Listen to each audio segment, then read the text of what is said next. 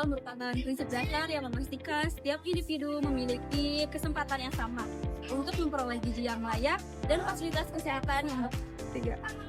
Namun dalam praktiknya, kesenjangan sosial ekonomi masih menjadi penghambat utama, yang dimana sebagian masyarakat masih mengalami keterbatasan akses, baik terhadap makanan bergizi maupun fasilitas kesehatan. Maka dari itu, melalui penerapan keadilan sosial, tenaga kesehatan dan juga pemerintah berupaya menghadirkan layanan kesehatan dan makanan bergizi yang merata. Langkah ini bertujuan untuk meningkatkan kualitas seluruh hidup masyarakat.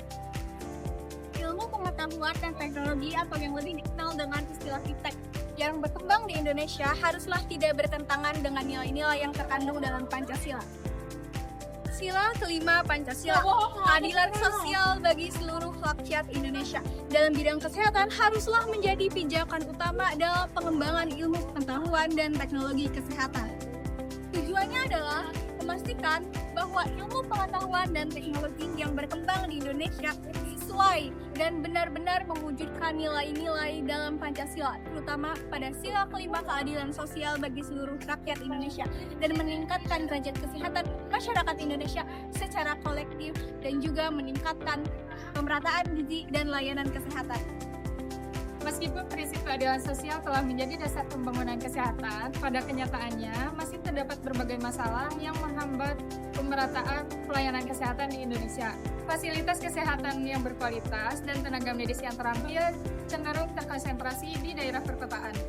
Jarak yang jauh ke fasilitas kesehatan, keterbatasan transportasi, serta biaya yang tinggi membuat sebagian masyarakat sulit mendapatkan pelayanan kesehatan yang seharusnya menjadi hak dasar seluruh masyarakat Indonesia.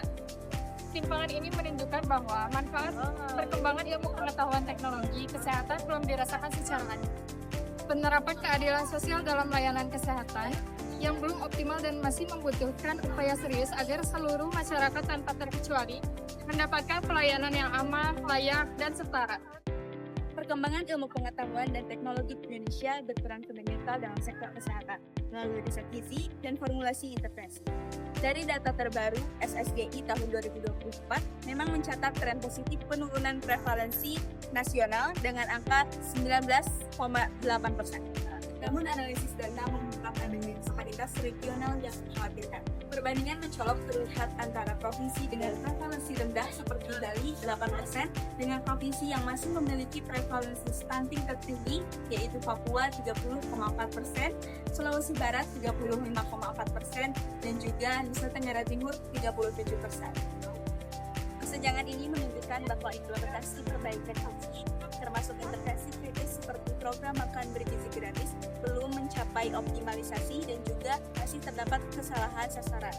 Secara spesifik di daerah terpencil seperti Papua masih memiliki kekurangan akses dan juga distribusi terhadap perbaikan gizi yang mana masih ada tantangan logistik dan juga infrastruktur yang tidak memadai. Adapun kaitan masalah kesehatan tersebut dengan sila kelima.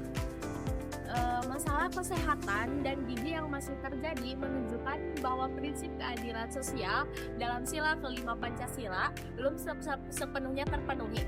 Sila kelima menekankan bahwa setiap warga negara berhak mendapatkan akses yang adil terhadap makanan bergizi dan layanan kesehatan. Tantangan ekonomi dan keterbatasan fasilitas menyebabkan sebagian masyarakat sulit memenuhi kebutuhan tersebut.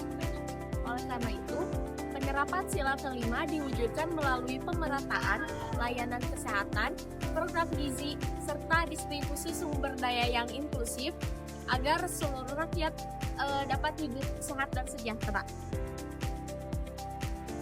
Kesannya, mata kuliah Pancasila bukan hanya mengajarkan kami tentang pembelajaran sejarah yang membosankan dan bukan hanya mengenai penghafalan sila-sila saja, namun benar-benar membuka wawasan kami bahwa Pancasila adalah dasar dan pedoman bagi bangsa Indonesia.